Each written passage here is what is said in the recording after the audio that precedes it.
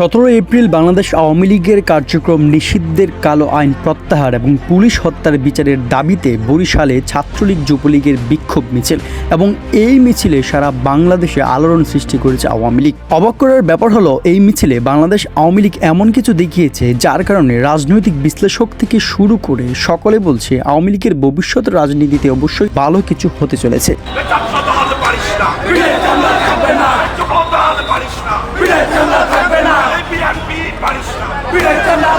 ওই বিক্ষোভ মিছিলে দেখা যায় আওয়ামী লীগের বেশ কিছু সক্রিয় নেতাকর্মীকে, তাদের মধ্যে একজনকে বিশেষ করে চোখে পড়ার মতো। তার বুকে লেখা ছিল গণতন্ত্রের মুক্তি চাই।